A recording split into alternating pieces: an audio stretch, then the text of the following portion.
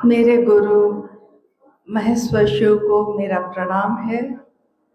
इस कालखंड के प्रथम शिव के शिष्य और हम सबों के परम आदरणीय वरेण्य गुरु भ्राता साहब श्री के चरणों में मेरा प्रणाम है।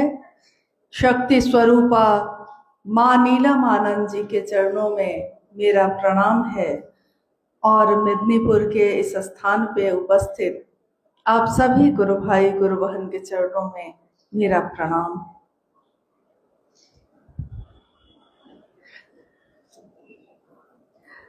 महागुरु महादेव की असीम दया है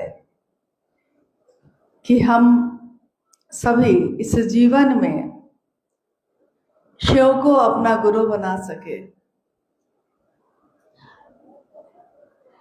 जब हम बोलते हैं शिव तो हमको पता होना चाहिए कि शिव एक शब्द नहीं है। शिव मतलब परमात्मा, शिव मतलब महेश्वर, ईश्वरों के भी जो ईश्वर है। शिव मतलब काल से परे की वो सत्ता जो मुख्य नियंत्रक है हर चीज का, जो भी घटित हो रहा है उन सभी चीजों का। शिव को इस धरती पे अनेक रूपों में पूजा गया। महादेव कह के पुकारा लोगों ने। महादेव का अर्थ होता है जो देवताओं का भी देवता हो, देवों के देव महादेव, जो देवताओं के भी देवता हैं। ईश्वर यानी भगवान, ईश्वरों के भी जो ईश्वर है महेश्वर। इस जगत में बहुत सारे देवी देवता हैं भगवान के रूप में जिनकी पूजा होती है, परंतु एक ही सत्ता है, चाहे वो देवी हो या देवता हो, एक ही सत्ता ऐसी है जिसको हम महेश्वर कहते हैं। एक ही सत्ता है जिनको हम कहते हैं महादेव। आप गौर करिएगा कि महादेव की ही बहुत सारी शक्तियां हैं, असंख्य शक्तियों से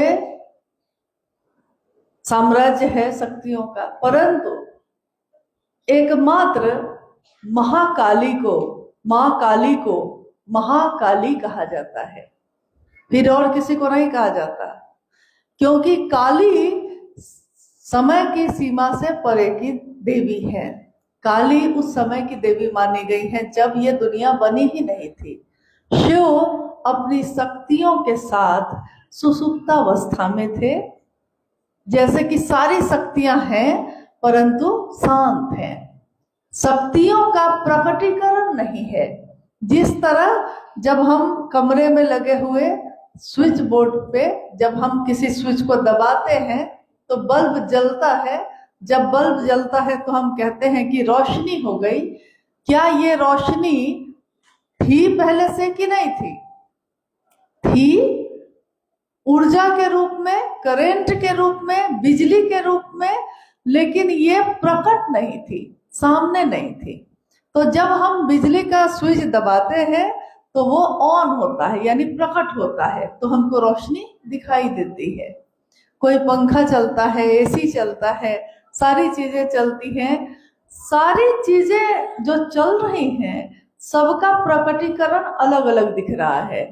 बल्ब में से रोशनी हो रही है, पंखा हवा दे रहा है, एसी ठंडक दे रही है, परंतु इस सब का मूल कहाँ है? ये जो सारी चीजें प्रकट है, सामने में दिख रही हैं, इन सब चीजों का मूल कहाँ है? मूल है बिजली के रूप में वो ऊर्जा जो संचरित है पतले पतले तार के माध्यम से। तो आप कहिएगा कि तार में जो बिजली है वही इसका मूल है, लेकिन वो तार में जो बिजली है वो कहां से आई? उसको भी तो कहीं से पैदा किया गया होगा। 5 तत्वों में एक तत्व जल भी है, तो ये बिजली जो पैदा हुई है किस तत्व से हुई है? जल से हुई है। आप कहिएगा तब इसका मूल यानी मूल स्रोत जहां से ये ऊर्जा दिख रही है पूरे संसार में, इसका मूल स्रोत जल तत्व होगा। परंतु वहां भी जाने के बाद हमको लगता है कि जल को किसने तब बनाया है, जल की उत्पत्ति कहां से हुई है। तब हम उसकी खोज करते हैं जिसके कारण ये पांचों तत्व हैं, जिसके कारण पांच तत्वों से बनी ये दुनिया है, जिसके कारण पांच तत्वों से बना हुआ ये शरीर है या हमारी ज्ञानेंद्रियां जो काम करती हैं। जो भी जगत में है, आकाश, वायु, अग्नि, जल, मिट्टी, क्षिति, जो भी दुनिया में है वो सब हमारे आपके शरीर में भी है। यानी इस दुनिया की हर रचना में इन तत्वों का प्रयोग हुआ है। लेकिन कौन है वो जो इन सारे तत्वों को बनाने वाला है? मूल तो वही होगा, प्रारंभ तो वहीं से होगा, शुरुआत वहीं से होती। तो जब हम गुरु शिष्य परंपरा की बात भी करते हैं तो गुरु और शिष्य परंपरा में गुरु को कहा गया है गुरुर ब्रह्मा गुरुर विष्णु गुरुर देवो महेश्वर, गुरु साक्षात पर ब्रह्म तस्मै श्री गुरुवे नमः। यानी गुरु में ब्रह्मानी शक्ति है। ये क्या बात हो रही है? ऊर्जा की बात हो रही है, शक्ति की बात हो रही है। गुरु में क्या होता है? गुरु एक सत्ता है, वो शरीर में भी हो सकते हैं और बिना शरीर के भी हो सकते हैं। तो गुरु में ब्रह्मानी शक्ति है, यानी सृजन करने की शक्ति है, पैदा करने की शक्ति है, उत्पत्ति करने की शक्ति है। गुरु में वैष्णवी शक्ति है, यानी गुरु जो है, जो भी शरीरधारी हो, गुरु या सदगुरु हो या जगत गुरु हो, तो गुरु में ये ताकत होती है कि वो वैष्णवी, यानी विष्णु के बारे में कहा गया कि वो स्थिति के देवता माने गए हैं, जीवन के देवता माने गए हैं। तो गुरु में क्या है? जीवन को चलाने की ताकत है। उत्पत्ति भी कौन कर रहा है? गुरु। चला भी कौन रहा है? गुरु। और लय की, यानी रुद्रानी शक्ति, रुद्रानी का अर्थ होता है कि लय करने की, अपनी रुद्रानी शक्ति के साथ शिव गुरु के रूप में, ईश्वर के रूप में अपनी रुद्रानी शक्ति से उसी जीव को शिव बनाने का या उसका लय करने का काम भी करते हैं। गुरु को साक्षात पर ब्रह्म कहा गया, यानी परम ब्रह्म कौन है? जो सारी चीजों का परम है, सबका जो मुख्य है। शिव के लिए कहा गया कि वो परम तत्व है, पर ब्रह्म है, इसलिए गुरु को पर ब्रह्म भी कहा गया और उस गुरु को प्रणाम करने की बात कही गई। अब ये सारी ऊर्जा की बात हो रही है, शक्ति की बात हो रही है, एक जागृति की बात हो रही है, जागरण की बात हो रही है। तो अगर हमको कोई बताने वाला नहीं हो, हम तक उस ऊर्जा को पहुंचाने वाला कोई नहीं हो, तो ऊर्जा तो है, हम भी हैं, परंतु हमको उससे मिलवाने वाला कोई नहीं है। हजारों साल के इतिहास में, जब से हमारा इतिहास है, उस समय भारत देश, उस समय भी था, भारत देश की सीमाएं और भी ज्यादा थी, ये पूरा प्रदेश वंग प्रदेश था। तो कितने शासक आए, कितने राजा आए, कितने शिष्य भक्त की परंपरा के लोग आए, गुरु और सदगुरु के रूप में भी आए, परंतु हजारों साल में कोई भी ऐसी सत्ता नहीं आई जिसने कहा हो कि ईश्वर से आप खुद मिल सकते हैं। ये रास्ता बताने वाला कोई नहीं है। जैसे जब हम लोग आते हैं तो हावड़ा ब्रिज बना हुआ है, पुल बना हुआ है, तो पुल जो बना है, तो नदी के इस तरफ भी तो लोग थे ही, नदी के उस तरफ भी लोग थे, परंतु इस तरफ से उस तरफ जाने के लिए पुल किसी ने बनाया, ब्रिज बनाया, पुल बनाया, तब कहीं जाके कोई पैदल भी जा सकता है, कोई उस पे अपनी गाड़ी लेके भी जा सकता है, कोई किसी भी सवारी के द्वारा जा सकता है। लेकिन अगर वो ब्रिज ना होता, वो पुल ना होता, तो आप कहिएगा कि हम नाव की सवारी लेकर जा सकते हैं, सही बात है, परंतु नाव की सवारी श्रम युक्त भक्ति है। जैसे भक्ति है वो भी, परंतु इस भक्ति में शक्ति युक्त है ये, हम उसमें अपनी ताकत लगा रहे हैं, हमको करना पड़ेगा। इसीलिए गुरु शिष्य परंपरा में भी कृपा शब्द का प्रयोग आया है। जैसे आपने सुना होगा पहले भी कि कृपा होगी, गुरु र कृपा मोक्ष मूलम, गुरु र कृपा मोक्ष तभी मिलेगा जब गुरु की कृपा होगी। कृपा का अर्थ होता है करो और पाओ, यानी कि जितना हम करेंगे उतना हमको मिलेगा। परंतु दया शब्द का प्रयोग साहब हरिंद्रानंद जी ने किया। उन्होंने कहा कि कृपा तो आप तब प्राप्त करिएगा जब आपके अंदर योग्यता होगी और आपके अंदर वो सक्षम स्थिति होगी जब आप कुछ कर सकिए। अगर आप उस योग्य नहीं होंगे तो फिर आपके गुरु तो शिव नहीं हो सकेंगे। तो उन्होंने एक रास्ता दिखाया जो उन्होंने अपने जीवन से सीखा। जब भी हम किसी महामानव का नाम लेते हैं, जब हम किसी गुरु या सदगुरु का नाम लेते हैं, तो हम उनके जीवन के एक खंड को जानते हैं, एक घटना को जानते हैं।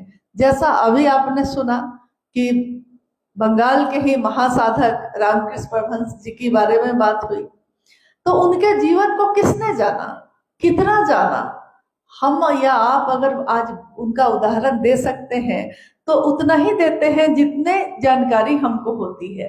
हम उनके पूरे जीवन को नहीं जानते, इसीलिए हम उनके उस दर्द को भी नहीं जानते जो माँ काली से मिलने समय उनके अंदर की तरफ बेचैनी, पीड़ा, प्रेम, लगाओ, जुड़ाव जो उनका रहा है, हम उसको भी नहीं जानते, क्योंकि हमने उनके बारे में पूरा का पूरा जानने की कोशिश कभी नहीं की। उनके बारे में कहा जाता है कि उन्होंने गृहस्थ आश्रम को साधना के अनुकूल नहीं पाया, क्योंकि जब उनका विवाह हुआ तो उन्होंने अपनी पत्नी में भी माँ का दर्शन किया। तो उनको लगा कि विवाह अगर किसी का हो जाएगा तो फिर वो विवाह में अगर बंधन में फंस गया तो वो काली की उपासना नहीं कर सकेगा। उन्होंने अपने शिष्यों के लिए कुछ नियम बनाए थे। जैसे वो नियम क्या थे कि आप विवाह नहीं कर सकते, आप गृहस्थ आश्रम में नहीं जा सकते। इसीलिए जो नाम आपने अभी थोड़ी देर पहले सुना, उनके एक शिष्य विवेकानंद या और भी बहुत सारे शिष्य, उन्होंने विवाह नहीं किया। बहुत सारी ऐसी घटनाएं आई हैं, दृष्टांत आए हैं। विवेकानंद के बारे में ही एक दृष्टांत आया है कि एक बार की घटना है, क्योंकि उनके गुरु ने कहा था कि स्त्री से दूर रहना है, तो उनके मन में ये एक बात थी कि हाँ, हमको किसी महिला के नजदीक नहीं जाना है। एक घटना है जो आपने शायद कभी सुना होगा या पढ़ा होगा। उस घटना में होता ये है कि जब वो विवेकानंद जाते हैं एक राजा के राज्य में, तो वो राजा उनके स्वागत में वहां पे नृत्य और संगीत का आयोजन करते हैं। क्योंकि पहले राजा लोगों के अंदर था कि अगर कोई बड़ा आदमी आया है आपके यहाँ तो आप उसके स्वागत में भोज का और नृत्य और संगीत का आयोजन करते थे। वो राजा भी किए। तो वहां के प्रसिद्ध जो नृत्य और संगीत की जो थी, कहा जाता है कि जो वेश्या थी उसको बुलाया गया। जब इनको पता चला, विवेकानंद जी को पता चला ये, तो वो काफी क्रोधित हुए। उन्होंने मना किया, कहा कि मैं नहीं जा सकता। वो अपने जगह पे जिस कमरे में थे उसी में रह गए, वो बाहर नहीं निकलना चाहे, क्योंकि उनके गुरु ने कहा था कि स्त्री के नजदीक नहीं जाना है। तो स्त्री मतलब यहाँ तो और बड़ी बात थी, यहाँ तक कि वो उस स्थान से भी गुजरते थे तो बहुत दूर से गुजर जाते थे। कहीं ना कहीं मन में ये बात थी। घटना ये है कि उस वेश्या को ये पता चला कि मेरे कारण वो बाहर नहीं आ रहे। तो उस वेश्या ने उस समय एक गीत गाया था कि प्रभु मेरे अवगुण चित ना धरो। आप प्रभु है ना, आप तो आध्यात्मिक पुरुष है। तो जो आध्यात्मिक पुरुष है उसके लिए जाति, धर्म, वर्ण, संप्रदाय, ये सारी चीजें खत्म हो जाती हैं। इन चीजों का उसके लिए कोई महत्व नहीं होता। यहाँ तक कि स्त्री और पुरुष का भेद भी खत्म हो जाता है। उसके लिए तो वो एक मानव है, कि जीवात्मा है, वो एक आध्यात्मिक पुरुष है। अध्यात्म की बात कर रहे हैं। तो उसकी उस आवाज को सुनकर, उस गीत को सुनकर इनके मन में जो एक कलुषता अभी तक बाकी थी कि हाँ स्त्री के प्रति, वो भी खुल गया।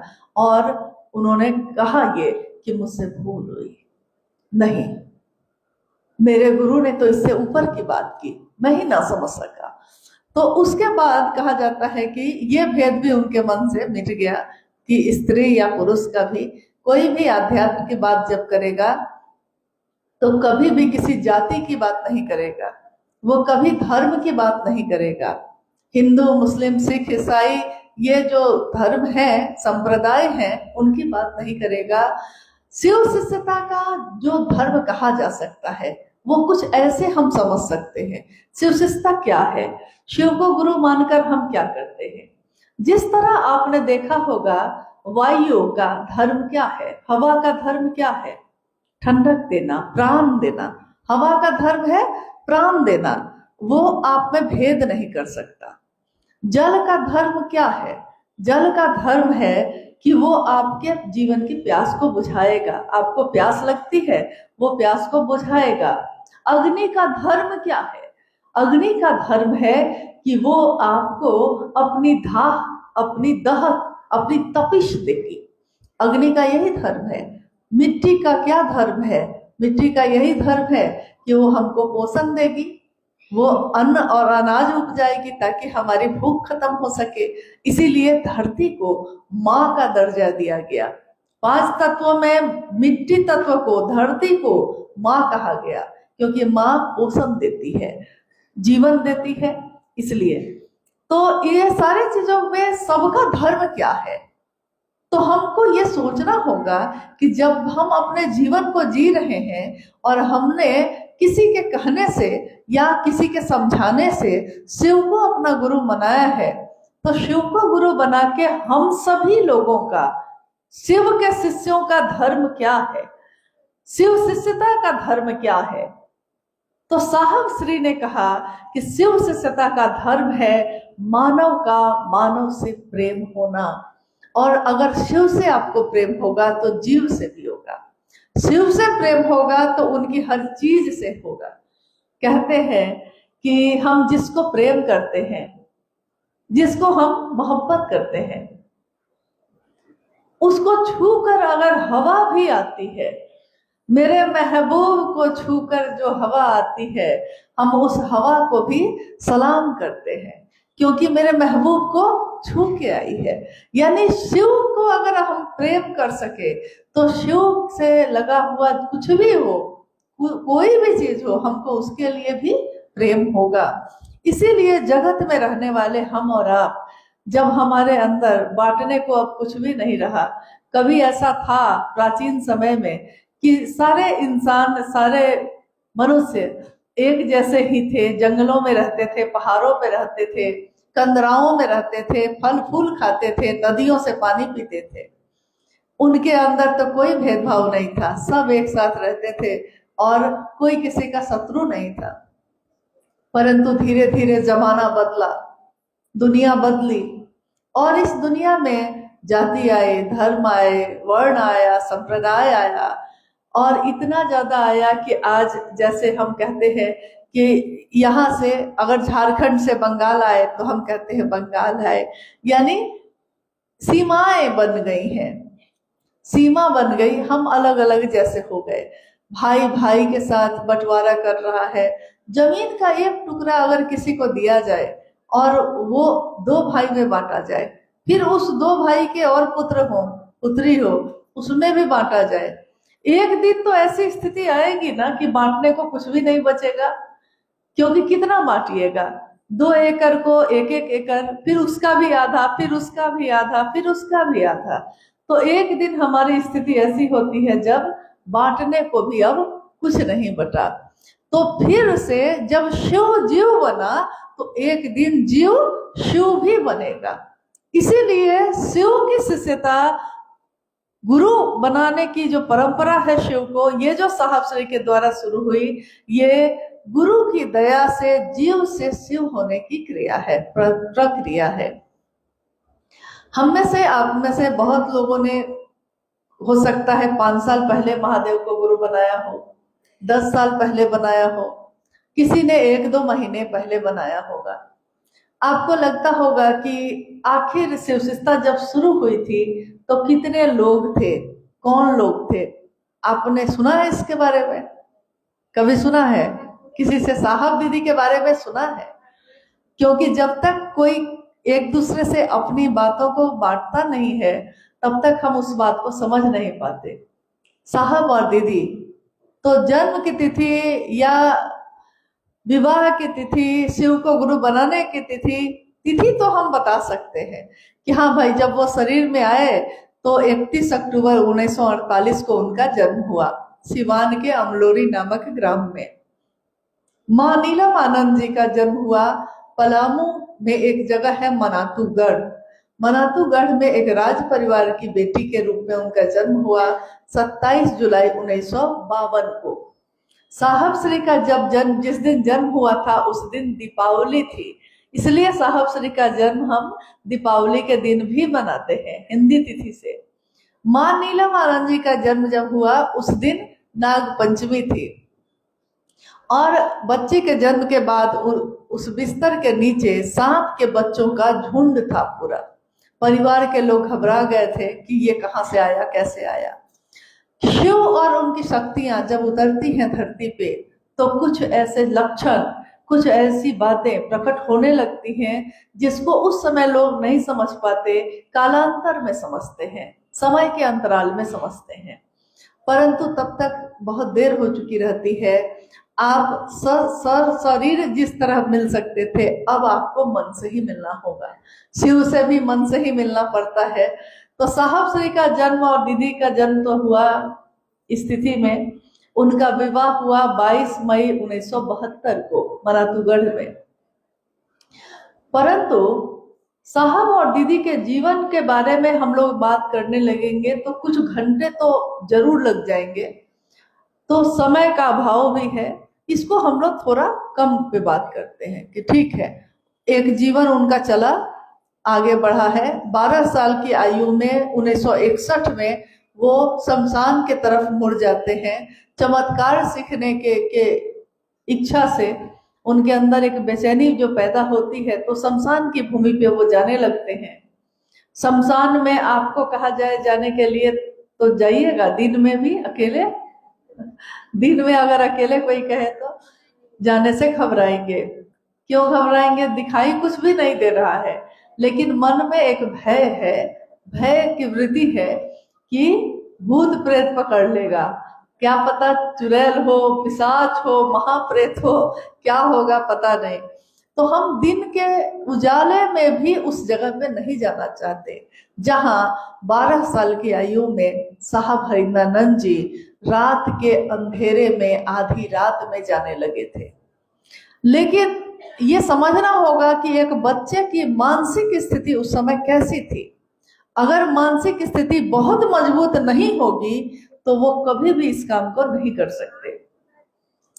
जब बड़ी सिद्धियों की बात होती है तब हम बात करते हैं कि छोटी छोटी सिद्धियां साधना से या उपासना से पाई जा सकती हैं, परंतु बड़ी सिद्धियों को पाने के लिए सिर्फ महादेव की दया ही काफी है।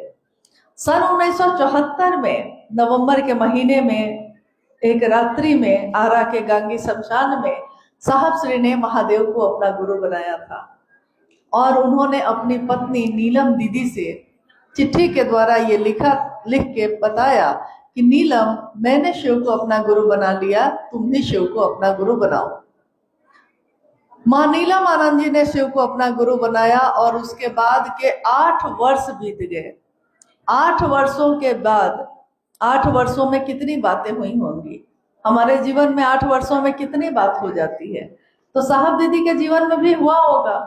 इन 8 वर्षों के बाद जब पहली बार उन्होंने लोगों से महादेव की बात करनी शुरू की 1982 में मधेपुरा में, और मधेपुरा से जब ये बात शुरू हुई उसके बाद लगातार वहाँ के आसपास सहरसा, सुपौल, या बाद में जब वो पटना आए तो पटना।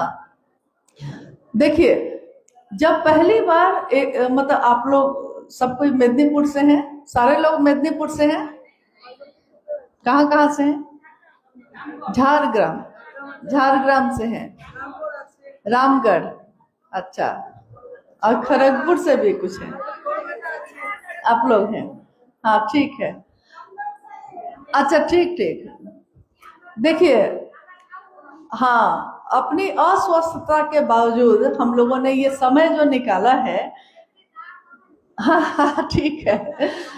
देखिए, 2-3 घंटे बात करने के लिए ये समय जो हम लोगों ने निकाला है, आपको मालूम है कि ये कोई बड़ा कार्यक्रम नहीं है, किसी बड़े कार्यक्रम का आयोजन नहीं हुआ।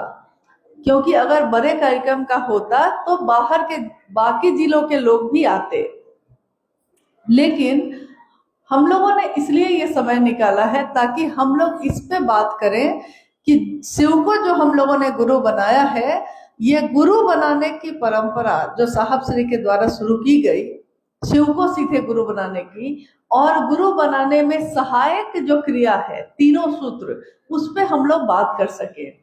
क्योंकि कोई काम जो हम कर तो रहे हैं लेकिन उसके बारे में जाने बिना कर रहे हैं, तो उसके परिणाम क्या होंगे ये भी हमको समझ में नहीं आता। तो जब तक हम लोग उसके बारे में ठीक से जानकारी नहीं लेंगे, उस काम को करने का मतलब होता है कि मशीन की तरह करना।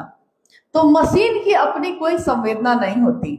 अभी अगर कोई दर्द का गीत गाने लगे, कोई खूब दर्द भरे गीत, जैसे मुकेश के दर्द भरे गीत हम लोग सुनते हैं, तो दर्द भरे गीत सुनकर हमारी आंखों से भी आंसू गिरने लगते हैं। लेकिन क्या उस टेप रिकॉर्डर के आंखों से भी आंसू गिरते हैं? नहीं गिरते हैं, क्योंकि उसमें संवेदना नहीं है, उसके अंदर वो एहसास भाव नहीं है। इंसान के पास है ये, यहाँ तक कि जानवरों में भी है। कुछ जानवर में आप देखिएगा कि जानवरों में भी इंसानियत दिख जाती है कभी कभी। तो जो वृत्ति उसकी बढ़ गई, और इंसानों में पशु की वृत्ति अगर बढ़ गई तो वो जानवर जैसा व्यवहार करता है इंसान के शरीर में होकर भी। तो हम लोगों ने जो ये तीनों सूत्र अपनाया है, क्योंकि जो काम हम अपने जीवन में करते हैं, अगर हम अपने बच्चे को कहते हैं कि पढ़ो, तो वो कहेगा कि ये पढ़ने के बाद इसका परिणाम क्या है। तो इस किताब को पढ़ के अगर एग्जाम देंगे, परीक्षा देंगे, तो परिणाम ये होगा कि हम मैट्रिक पास कर सकते हैं। ये मैट्रिक पास करके क्या होगा कि हम आगे की पढ़ाई कर सकते हैं। आगे की पढ़ाई करके क्या होगा कि हम नौकरी कर सकते हैं। नौकरी करके क्या होगा कि हम अपने जीवन को चला सकते हैं। यानी एक कोई भी काम करने के पीछे एक बहुत बड़ा उद्देश्य होता है। हम प्रतिदिन सब्जी खरीद के लाते हैं, राशन लाते हैं। क्या राशन लाना हमारा उद्देश्य है? क्या सब्जी खरीद के लाना ही हमारा, सब्जी खरीद के लाने से काम हो जाता है? नहीं होता है। सब्जी बनाने से भी नहीं होता है। खाना बना दिया आपने, लेकिन अगर उस खाने को कोई खाया नहीं और उसकी भूख खत्म नहीं हुई, तो फिर खरीदा था सब्जी आपने, लेकिन किसी की भूख मिटाने के लिए खरीदा था। तो हम जब तीनों सूत्र की बात करते हैं, मतलब पहला सूत्र क्या है? हाँ, मन ही मन। पहला सूत्र क्या है? मन ही मन। ये बहुत जरूरी है कि हम हर अक्षर पे ध्यान दें, हम हर शब्द पे ध्यान दें, और उसमें छिपे अर्थ पे भी ध्यान दें। मन ही मन, अपने गुरु शिव को, यानी कैसे शुरू करना है? मन से शुरू करना है। और किसके लिए शुरू करना है? अपने गुरु, मतलब वो जगत के गुरु हैं लेकिन मेरे गुरु हैं, तो हमको अपने गुरु के लिए शुरू करनी है बात। शुरुआत ही इसी से होती है कि हम महादेव से दया मांगते हैं। मन ही मन अपने गुरु शिव से दया मांगिए कि हे शिव, आप मेरे गुरु हैं, मैं आपका शिष्य हूँ, मुझे शिष्य पर दया कर दीजिए। अब यहाँ गौर करिए कि हम कह रहे हैं महादेव को, हम कह रहे हैं जगत गुरु को कि आप मेरे गुरु हैं और मैं आपका शिष्य हूँ। तो हम महादेव और भी बहुत कुछ है, गुरु के अलावा महादेव और क्या क्या है जिसके बारे में आप जानते हैं? महादेव के कितने स्वरूप के बारे में आप जानते हैं? कुछ तो बहुत प्रसिद्ध है, तो बहुत लोग जानते हैं। महाकाल का नाम सुना होगा आपने, नटराज का सुना ही होगा, उमा के पति है कि नहीं? है ही। गणेश और कार्तिकेय के पिता है कि नहीं? है ही। और त्र्यंबक है, नीलकंठ जिनका है, अघोरेश्वर है, कपालेश्वर है, मतलब महामृत्युंजय है। महादेव के कुछ स्वरूप ऐसे हैं जिनको प्रसिद्धि मिली है और जिनके बारे में हम आप जानते हैं। तो महादेव बहुत कुछ है, लेकिन हम जब उनको पुकार रहे हैं तो हम किस रूप को पुकार रहे हैं? गुरु के रूप को, जगत गुरु शिव के रूप को। और हम भी बहुत कुछ हैं कि नहीं है? आप भी बहुत कुछ हैं कि नहीं? क्या क्या है आप? मतलब इस शरीर में रहते हुए आपके कितने स्वरूप हैं एक साथ? कितने हैं? आपका जन्म हुआ है, आप पैदा हुए हैं, तो आप किसी के बेटी हैं, माँ है, पत्नी है, बहन है, किसी के दोस्त हैं, किसी के दुश्मन भी हो सकते हैं कोई प्यार करता है, कोई नफरत भी कर सकता है। मतलब किसी के लिए देवता है तो किसी के लिए दानव भी हो सकते हैं। तो हमारे भी बहुत सारे रूप हैं, लेकिन इस सारे रूपों में हम महादेव को क्या कह रहे हैं? मैं आपका शिष्य हूँ। मतलब हम क्या बात कर रहे हैं? हम शिष्य के बारे में बात कर रहे हैं। जब हम पत्नी होते हैं तो हमारी एक निष्ठता पति के लिए होती है। अगर मेरा कोई पति है तो उसकी एक निष्ठा मेरे लिए होगी, पत्नी के लिए। यानी पत्नी एक ही होगी, उसकी पति एक ही होगा नहीं, एक निष्ठता की बात कह रहे हैं। बहन है तो बहन के भाव में एक निष्ठता होगी, अगर नहीं होगी तो बहन और बहन का संबंध नहीं हो सकेगा। अगर बहन है लेकिन बहन से मेरा मन नहीं मिला तो हमारा रिश्ता होते हुए भी रिश्ता नहीं के बराबर है। उसके सुख दुख से आपको मतलब नहीं, आपके सुख दुख से उसको मतलब नहीं। तो यहाँ शिव को पुकारा गया है, लेकिन जगत गुरु शिव को अपना गुरु बनाने की बात है। हे शिव, आप मेरे गुरु हैं, आप हैं, लेकिन मेरे मेरे बार बार साहब ने ये बात कही कि ये आप मामूली बात मत समझिएगा, क्योंकि जिस बात को आप कहते हैं मेरा, आपका मन उसी की परवाह करता है।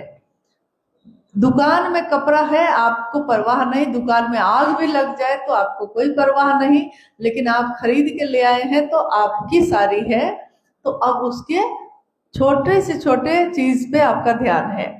कुछ लग गया तब भी ध्यान है, फट गया तब भी ध्यान है, मन घोर हुआ, इससे पहले तो वही सामान तो वही था, आपने अपना नहीं बनाया था, मेरा नहीं है। तो मेरा नहीं है तो हम उसकी परवाह नहीं करते हैं। यहाँ साहब ने कहा बार बार इस बात को कहने के लिए, हे शिव, आप मेरे गुरु हैं। मैं मतलब ये जो जीवात्मा है जो मेरे अंदर है, ये कौन मैं कह रहा है? जैसे आपका नाम है, इनका नाम है बर्णाली जी, तो ये जो बोल रही हैं, अगर एक बार साहब ने पूछा कि आप बताइए, आपके दोनों हाथ कभी अगर बदल दिए जाए तो आप रहिएगा कि नहीं? तो हम लोगों ने कहा कि जी रहेंगे। उन्होंने कहा कि तुम्हारे शरीर का अंग अंग बदल दिया जाए तब भी तुम रहोगे कि नहीं? तो हम लोगों ने कहा रहेंगे, मैं रहूंगा। साहब ने कहा कि ये जो कहता है कि मैं रहूंगा, ये कौन है? क्या ये मतलब इसका नाम, जैसे मेरा नाम बरखा है, तो क्या ये बरखा है ये बोल रही है सर, या इसके अंदर की कोई चेतना है जो बोल रही है, जो पहले के जन्म में कुछ किसी और में होगी, आगे भी किसी और में जाएगी, लेकिन इस शरीर में है? क्या ये शरीर मेरा है? क्योंकि हम तो ये कह रहे हैं कि ये भी मेरा हाथ है, मेरा पैर है, मेरी आंखें हैं, हम तो ये कह रहे हैं। मेरा मन है, यानी हम मन भी नहीं है, मन भी मेरे साथ रहता है, हम मन के साथ रहते हैं, लेकिन ये मैं जो बोलता है, इसी की खोज है अध्यात्म। मैं कौन? तो ये मैं जो चेतना है, जो जीवात्मा है, वो कहती है मैं आपका शिष्य हूं। शिष्य शब्द का क्या अर्थ होता है? शिष्य का अर्थ होता है जो सीखने की इच्छा रखता हो, जो गुरु के अनुशासन में रहने योग्य हो। कोई भी अगर कोई कहता है मैं विद्यार्थी हूं, तो इसका अर्थ है कि उसको स्कूल के मास्टर के अनुशासन में रहना होगा, क्योंकि विद्यार्थी अगर मास्टर के अनुशासन में नहीं होगा तो मास्टर उसको कुछ सिखा नहीं सकेगा। एक माता पिता या एक शुभचिंतक होने के नाते हम किसी को सामान उठाकर दे सकते हैं, लेकिन अगर वो ज्ञान नहीं लेना चाहे अपने मन में, तो हम उसको जबरदस्ती ज्ञान नहीं दे सकते।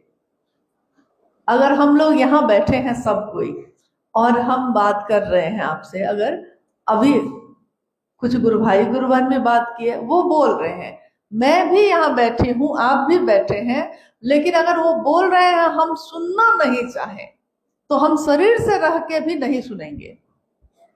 मैं बोलूं और आप बैठे हैं, लेकिन आप नहीं सुनना चाहिएगा, तो हम आपको ये फूल उठाकर दे सकते हैं, लेकिन हम अपने अंदर की जो बात है वो जबरदस्ती आपके अंदर नहीं डाल सकते जब तक आप उन्मुख नहीं होते। इसीलिए कहा जाता है गुरुमुख होना, गुरु के तरफ उन्मुख होना।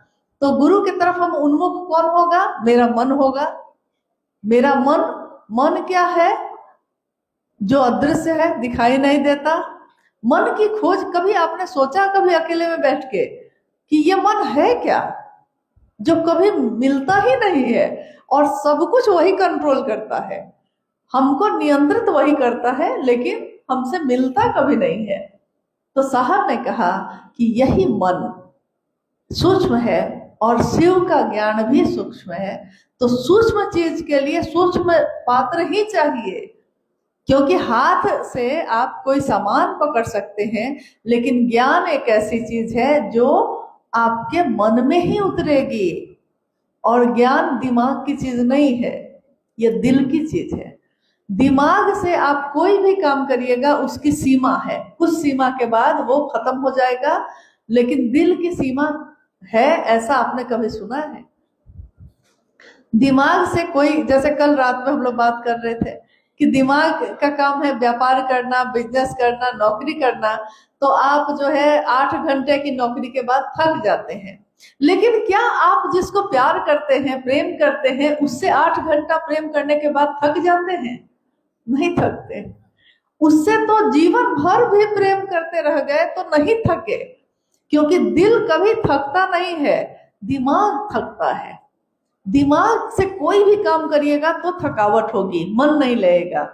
शिव की बात दिल की बात है कि दिमाग की बात है? शिव की बात, शिव चर्चा करना दूसरा सूत्र हमारा, शिव की चर्चा करना यानी दिल की बात है। मतलब दिल में है तो करिए। यहाँ आपने सुना कि ये कोई प्रवचन नहीं है, ये कोई सत्संग नहीं है, ये विद्वता दिखाने की जगह नहीं है। ये मंच भी मेरे गुरु के नाम से है, गुरु का मंच है, और उस पे शिष्य बैठकर आ रहे हैं, बात कर रहे हैं। लेकिन शिष्य जो बोलता है, कोई भी शिष्य अपने गुरु की बात ही बोलता है, गुरु का ज्ञान जो उसमें उतरेगा वो वही बोलेगा। इसलिए शिव चर्चा ध्यान की अनुपम विधा कहा गया इसको।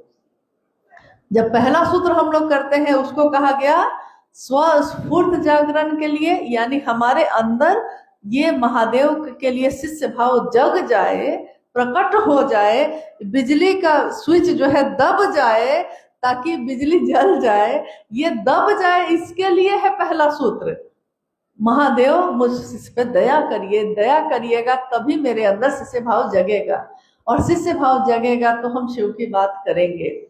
किसी एक आदमी से भी कर सकते हैं। आप कहिएगा कि क्या बहुत भीड़ होनी चाहिए?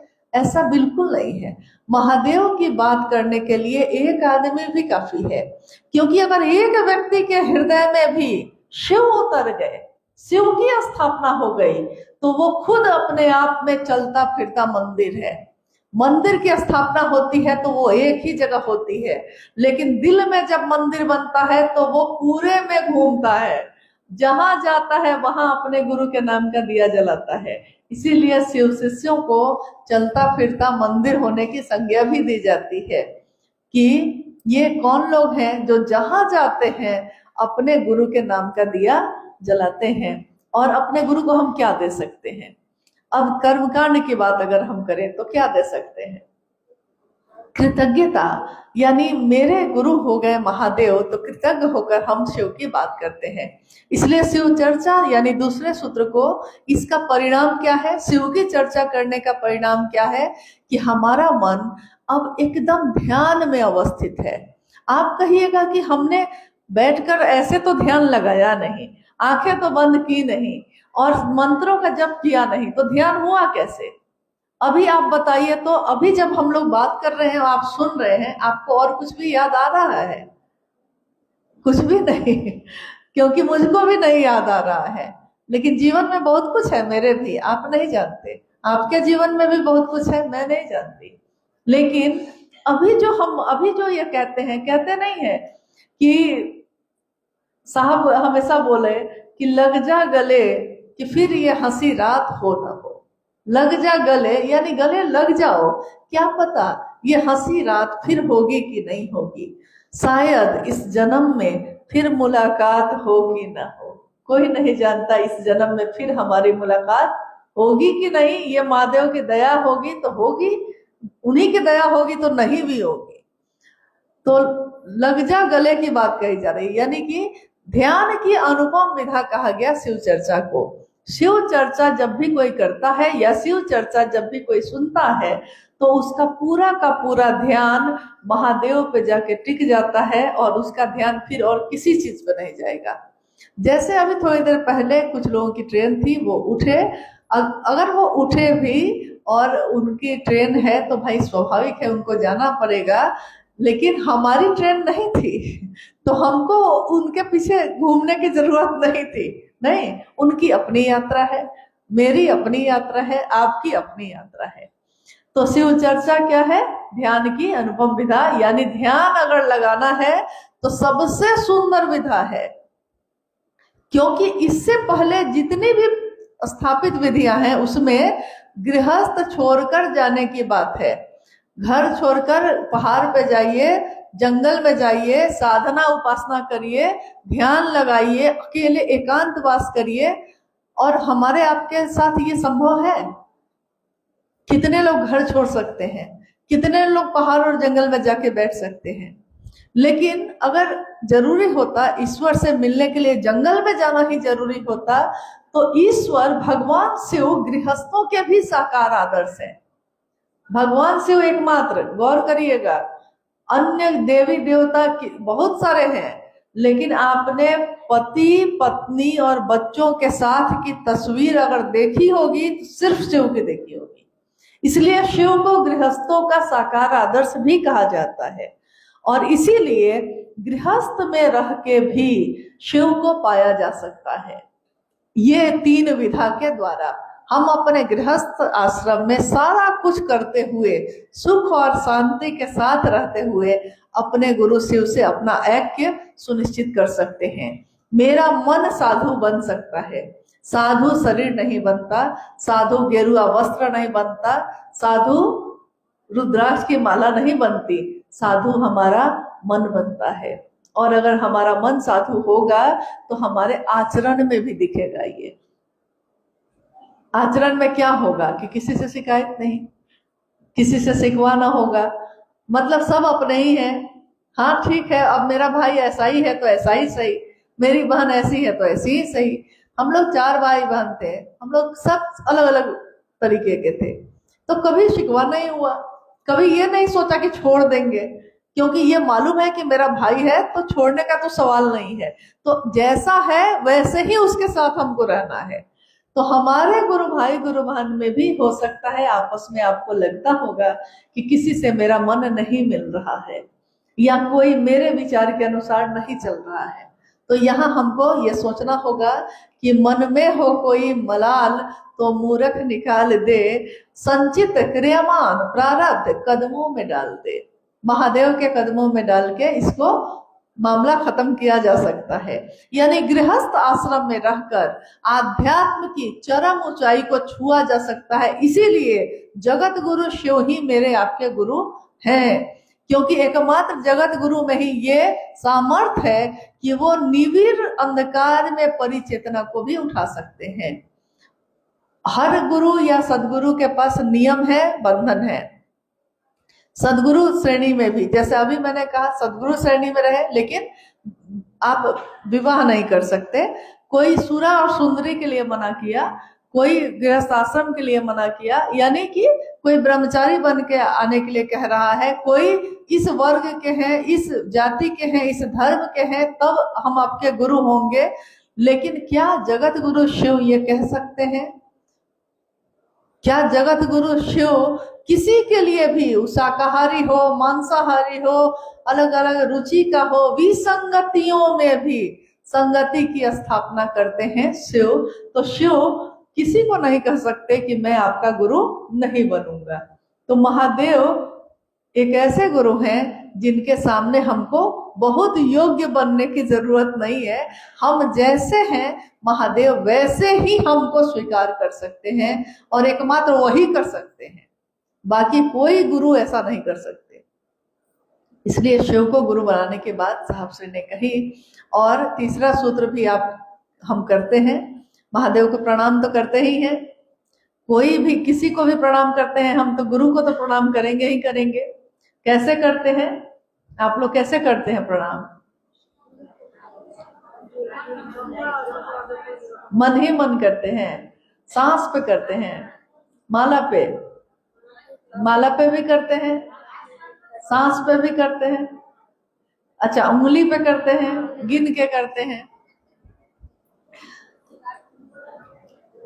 माला पे भी कर सकते हैं। इसके लिए मना नहीं किया जाता है, इसलिए कि बेचारे माला जो बेच रहे हैं उनका क्या होगा खरीदिएगा नहीं तो। हाँ, लेकिन एक सबसे सुंदर विधि है सांसों की विधि, अजप अजप सांस पे। इसीलिए महादेव को प्रणाम करने के लिए, ईश्वर की प्राप्ति के लिए महादेव को प्रणाम करने के लिए अजप अजप सर्वोत्तम विधि मानी गई है, सबसे सुंदर विधि। और ये आप कहीं भी कर सकते हैं। इसके लिए आपको कहीं आसन लगाने की जरूरत नहीं है, इसके लिए आपको नहा धो के ही करेंगे इसकी भी जरूरत नहीं है, क्योंकि शिव महापुराण में भी है और पूर्व से ये चला आया है कि शिव का प्राण मंत्र का प्रयोग आप किसी भी स्थिति परिस्थिति में कर सकते हैं। बहुत लोग पूछते हैं कि क्या महादेव को प्रणाम, हम बच्चे का जन्म हुआ है तो सूतक लग गया है तो हम कर सकते हैं कि नहीं, किसी की मृत्यु हो गई है तो कर सकते हैं कि नहीं, या हम छूत अछूत जैसी स्थिति में है तो कर सकते हैं कि नहीं। तो महादेव को प्रणाम करने के लिए आप किसी भी स्थिति में कर सकते हैं, और कोई भी राशि, कोई भी नक्षत्र, कोई भी स्थिति परिस्थिति या किसी भी तरह की विपरीत या अनुकूल परिस्थिति में आप महादेव को प्रणाम कर सकते हैं नमः शिवाय मंत्र के द्वारा। शिव पुराण कहता है कि एक ऐसा समय आएगा जब धर्म से लोग विमुख हो जाएंगे, यानी धरती पे धर्म के प्रति आस्था लोगों की कम हो जाएगी, विमुख हो जाएंगे, मुख अपना फेर लेंगे, धर्म उनके लिए नहीं होगा। जैसे अभी आप देख रहे हैं कि हाँ, सारे लोग मतलब पश्चिमी तरीके से ज्यादा होने लगे हैं, हाँ, तो धर्म की तरफ विमुख हो जाएंगे। नैतिकता भी जाती रहेगी, नैतिक मूल्यों का पतन होगा, गुरु और शिष्य परंपरा भी जाती रहेगी, और तब समस्त मानव जाति के आगे एक ही चीज, एक ही विकल्प रहेगा, नमः शिवाय। यह शिव पुराण कहता है। साहब श्री कहते हैं कि नमः शिवाय शिव को प्रणाम, यानी 5 अक्षर है। अक्सर लोग कहते हैं कि ओम क्यों नहीं लगाते हैं आप, ओम नहीं लगा के आप लोग गलत कर दिए हैं मंत्र को। तो ऐसा नहीं है, हाँ, ऐसा नहीं है। ओम जो है उसकी अपनी व्याख्या है, ओम ओंकार है, उसकी वो ध्वनि मंत्र माना गया। इतना मान लीजिए कि जब धरती बनी तो शिव की इच्छा और धरती के बनने के बीच में जो आवाज हुई अ उ म, ये ध्वनि मंत्र कहा जा रहा है। ये क्या है? ध्वनि, जो आवाज हुई उसी को कहा गया ओम। और जब पहला बना आकाश तो यही ओम जब प्रकट होता है तो इसको नमः शिवाय कहा गया। इसलिए नमः शिवाय मंत्र को ओम का प्राकट्य रूप कहा जाता है। यानी ये धरती के लिए सबसे सुंदर मंत्र है और किसी भी स्थिति में आप कर सकते हैं। सांस लिए तो नमः और सांस निकली तो शिवाय, यानी नमः शिवाय के द्वारा हम महादेव को प्रणाम कर सकते हैं। हालांकि अगर 24 घंटे में एक बार भी अगर आपको लगता है माला पे करना तो आप कर सकते हैं। आपके लौकिक कष्ट अगर है ज्यादा तो वो कम होंगे, परंतु आपके लौकिक और पारलौकिक दोनों कष्ट कम होते हैं जब आप करते हैं सांसों पे। नहीं है गीत, सांसों की माला पे जप लूं मैं शिव का नाम। हाँ, श्वास श्वास में नाम ले, श्वास श्वास में नाम ले, वृथा श्वास मत खो, न जाने इस श्वास का फिर आना हो ना हो। क्या पता इस श्वास का फिर आना होगा कि नहीं होगा, इसलिए हर सांस में उस शिव को प्रणाम हो जाए तो इससे सुंदर स्थिति और कुछ नहीं हो सकती। तो ये तीसरा सूत्र भी कृतज्ञता ज्ञापित करता है अपने गुरु के लिए। और तीसरा सूत्र यानी शिव को प्रणाम करना हमारे मन को झुकाता है। आपने देखा होगा हाँ देखिए, जैसे वो आ रही थी उनको शीशा दिखा नहीं, टकरा गई कोई बात नहीं। आपने देखा होगा पहाड़ पे चढ़े हैं आप, पहाड़ पे आप में से कोई चढ़ा है? आजकल लोग खूब यात्रा पे जाते हैं, केदारनाथ यात्रा, बद्रीनाथ यात्रा। खैर बहुत लोग नहीं भी जाते हैं, लेकिन कहीं ना कहीं पहाड़ से तो वास्ता पड़ ही जाता है। तो कभी किसी पहाड़ पे चढ़े हैं? नहीं। कैसे गए? गाड़ी से चले गए? गए ही नहीं, गए ही नहीं, पहाड़ देखा ही नहीं आपने। कुछ दिन आइए झारखंड में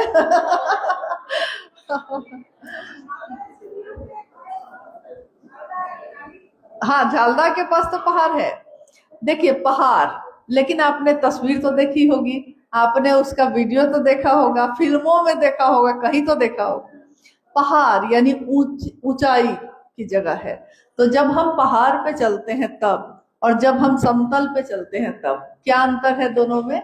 जब हम समतल पे चलते हैं तो हमको कोई भार नहीं होता, हम बड़े बड़े ट्रॉली भी लेके, बैग लेके भी चल सकते हैं सीधा। लेकिन जब हम ऊंचाई पे चढ़ते हैं तो वो छोटी से छोटी चीज भी हमारे लिए बोझ बन जाती है, छोटी से छोटी चीज हमारे लिए भारी बन जाती है। तो हम चाहते हैं कि उसको छोड़ दें। जितना कम सामान, पहाड़ पे चढ़ना है तो जितना कम सामान लीजिए वही ठीक है, क्योंकि वो भारी हो जाता है आपकी यात्रा के लिए, लेकिन समतल के लिए नहीं। जब हम ईश्वर की तरफ चलते हैं, हमारा मन चलता है, तो जब भी हम ईश्वर की तरफ की यात्रा करेंगे तो हमारे मन से भी हमको बोझ धीरे धीरे हटाना पड़ता है। कि मन में बहुत सारी चीजों को हमने इकट्ठा कर लिया है, तो उस सबको धीरे धीरे छोड़ना होगा। नहीं छूटेगा तो चल नहीं पाइएगा। इसीलिए आप देखिएगा कि हम लोग को किसी किसी को दिक्कत होती है कि वो कहते हैं कि हम शिव चर्चा में नहीं चल पा रहे हैं, नहीं कर पा रहे हैं। कारण यही है कि हम इतनी चीजों को अपने ऊपर ढोते हैं जिसकी जरूरत नहीं है। इतने लोगों की बात, किसने क्या कह दिया, किसने क्या कर लिया, तो सबकी बात अब लेके चलिएगा तो आपकी अपनी यात्रा है। इसलिए जितना कम सामान लीजिए इस मन पे उतना ही अच्छा है। और एक बहुत महत्वपूर्ण बात है, झुकने की प्रक्रिया। पहाड़ पे कभी भी कोई अकड़ के, अहंकार से भर के, सीना तान के नहीं चल सकता, क्योंकि पहाड़ जब ऊंचाई पे अगर आप चलिएगा ऐसे तो आप उलट जाइएगा, गिर जाइएगा। इसलिए तरीका है, शरीर से तरीका है कि हम पहाड़ पे जब चढ़ते हैं तो हम अपने शरीर को झुका लेते हैं। यानी झुकना महादेव के लिए, महादेव के काम के लिए हमको झुकना पड़ सकता है बहुतों के सामने, तो हम झुकेंगे, कोई दिक्कत नहीं है। और झुकना कभी भी कमजोरी का परिचायक नहीं होता। कभी मत सोचिएगा कि हम किसी के आगे झुक रहे हैं, मतलब क्या उससे हम कम थोड़े ही हैं, ऐसा नहीं है। किसी के आगे झुकना यानी कि आपने सीख लिया तरीका पहाड़ पे चढ़ने का, आपने तरीका सीखा, आपको आ गया कि आप कैसे चल सकते हैं, ये एक तरीका है, ये एक विधि है। हमेशा जब हम ईश्वर की बात करते हैं तब सूत्रों की जरूरत पड़ती है, विधा की जरूरत पड़ती है, और इस विधा के द्वारा हम चल सकते हैं। तो ये 3 सूत्र जो हम कर रहे हैं ये तो महादेव के लिए, लेकिन ये तीनों क्या है, सहायक है, मदद करेगा। तो मूल चीज क्या है? हाँ, जैसे आप कह रहे हैं कि हमको, जैसे आप लाए ना, सब सामान लाए, घर में राशन लाए, चूल्हा लाए, बर्तन लाए, तो तीनों सहायक चीज हो गई, मदद की चीज हो गई, लेकिन आपका मूल काम क्या है? किस लिए लाए थे इन तीनों को? हाँ, भोजन बनाने के लिए। तो मूल चीज क्या हो गया? भोजन बनाना और किसी को खिलाना। 3 सूत्र सहायक क्रिया है। कंगन पहनना भी सहायक क्रिया है, यानी कंगन पहनते हैं हम लोग तो इससे मदद मिलती है महादेव के काम में। आध्यात्मिक सूक्ष्म तरंगों का वाहक भी माना जाता है, ये शरीर के लिए भी अच्छा है, विज्ञान भी कहता है और अध्यात्म भी कहता है। तो रुद्राक्ष हमेशा पावन होता है, तो हमारे शरीर में साथ रहना हमेशा हमको सकारात्मक चीज मिलती है, परंतु ये भी एक सहायक है। तो मूल क्या है? किस काम की प्राप्ति के लिए हम ये सारे काम कर रहे हैं? हम तीनों सूत्र कर रहे हैं, हम कंगन पहन रहे हैं, हम ये काम किस काम के लिए कर रहे हैं? हाँ, शिव का शिष्य, लेकिन अस्थाई शिष्य भाव हो जाए। शिष्यानुभूति ये कहती है, साहब के द्वारा लिखी हुई किताब ये कहती है कि अस्थाई यानी कि परमानेंट हो जाए। अब हम जो आपसे प्रेम कर रहे हैं, तो ये जब प्रेम पैदा हो जाए, प्रेम अस्थाई होता है। भाव टूट सकते हैं लेकिन प्रेम नहीं टूटा है, चाहे वो लैला मजनू का हो, चाहे श्री फरहाद का हो, चाहे सोनी महवाल का या राधा कृष्ण का हो। किसी का भी प्रेम हो गया तो दुनिया दो एक तरफ हो जाती है और प्रेमी सूली पे चढ़ जाएगा, लेकिन बदलेगा नहीं। तो महादेव से अगर प्रेम हो जाए तो सूली पे चढ़ने की नौबत नहीं आएगी, जीवन सुंदर हो जाएगा, जीवन शिवमय और सुखमय होगा। तो हम सबका जीवन शिवमय और सुखमय हो, इसके लिए स्वयं भी शिव के शिष्य बनिए और दूसरों को भी प्रेरित करिए। यहाँ आपको लगेगा कि हम लोग इतने लोग हैं, लेकिन इतने लोग काफी हैं, बहुत हैं। जब पहला शिव गुरु महोत्सव साहब श्री ने किया था तो 13 लोग थे बस, पहला महोत्सव 13 लोग। तो आज तो उससे बहुत ज्यादा है हम लोग। तो हम लोग अगर थोड़ा भी करें, इस काम को करें, तो हमको खुद में भी शांति मिलेगी और हम दूसरों के जीवन में भी सुख दे सकेंगे। ये विधा किसी के भी जीवन में उसको अतुलनीय शांति लाने का काम करती है, और शिव के सानिध्य में ही ऐसा हो सकता है।